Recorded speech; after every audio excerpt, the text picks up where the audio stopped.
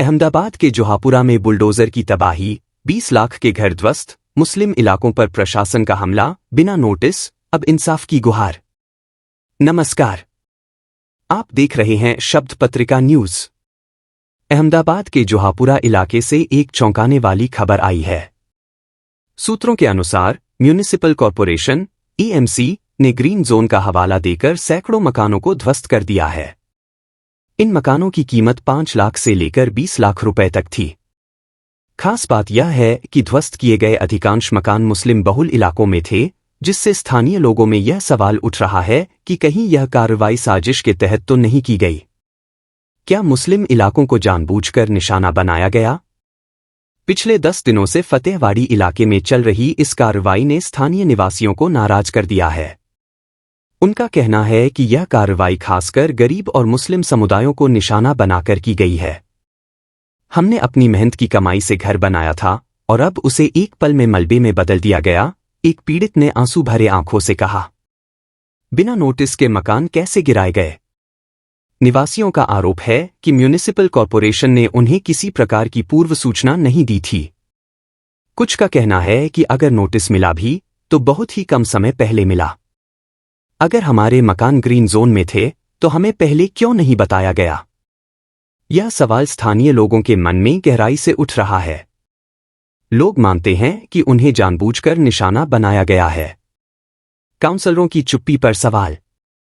फतेहवाड़ी इलाके के निवासियों ने अपने काउंसलरों की चुप्पी पर भी सवाल उठाए हैं। उनका कहना है कि चारों काउंसलर इस संकट के समय में भी उनकी मदद के लिए सामने नहीं आए। जब हमारे मकान गिराए जा रहे थे तब काउंसलर कहां थे? क्या यही उनका वोट का कर्ज है? एक स्थानीय निवासी ने गुस्से में कहा। बारिश में बेघर लोग सड़कों पर जीने को मजबूर। अहमदाबाद में बारिश का मौसम चल रहा है और जिनके मकान ध्वस्त हुए हैं वे अब सड़कों पर जीने को मजबूर हैं। हमारे पास अब कुछ भी नहीं बचा, हम कहां जाएंगे? एक बेघर महिला ने सवाल किया। प्रशासन की ओर से अब तक कोई मदद न मिलने से इन परिवारों की मुश्किलें और बढ़ गई हैं। विपक्ष की भूमिका क्या मदद करेगा? इस मामले में विपक्ष की प्रतिक्रिया पर सभी की निगाहें टिकी हुई हैं। लोगों का सवाल है कि क्या विपक्ष बेघर हुए परिवारों को इंसाफ दिलाने के लिए कोई ठोस कदम उठाएगा या यह मामला राजनीति की भेंट चढ़ जाएगा? बिल्डरों की भूमिका पर सवाल। जिन मकानों को ध्वस्त किया गया वे बिल्डरों द्वारा बेचे गए थे।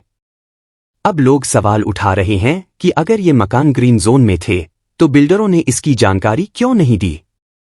हमने कानून के अनुसार मकान खरीदा था, फिर भी हमारा घर क्यों गिराया गया? एक निवासी ने नाराजगी जाहिर की। लोग अब दोषी बिल्डरों पर सख्त कार्रवाई की मांग कर रहे हैं। क्या सरकार देगी इंसाफ? अब जोहापुरा के लोग सरकार से इंसाफ की उम्मीद कर रहे हैं। बेघर परिवारों का कहना है कि उन्हें मुआवजा दिया जाए और दोषी बिल्डरों के खिलाफ सख्त कार्रवाई की जाए। हमने अपनी मेहनत से मकान बनाए थे और अब हम सड़कों पर हैं। क्या हमें इंसाफ मिलेगा? एक और निवासी ने भावुक होकर कहा। गलती किसकी? अब सवाल यह है कि बिना NOC और टाइटल क्लियर किए मकान खरीदना भारी पड़ गया। इसका जिम्मेदार कौन है, मकान खरीदने वाला या बेचने वाला बिल्डर? इस सवाल का जवाब मिलने में वक्त लगेगा, लेकिन पीड़ितों की उम्मीदें अब सरकार और विपक्ष पर टिकी हैं।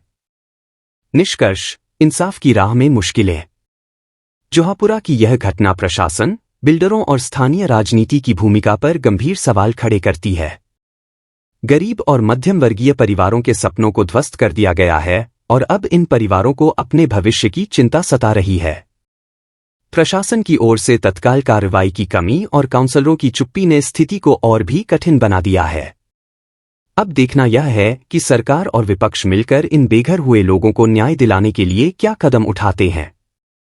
क्या दोषी बिल्डरों के खिलाफ सख्त कार्रवाई की जाएगी? क्या सरकार मुआवजे के साथ साथ पुनर्निर्माण की दिशा में ठोस कदम उठाएगी? या फिर यह मामला भी राजनीति की भेंट चढ़ जाएगा? इस संकट की घड़ी में जोहापुरा के निवासियों की इंसाफ की गुहार उनके भविष्य की सुरक्षा और न्याय की प्रतीक्षा कर रही है।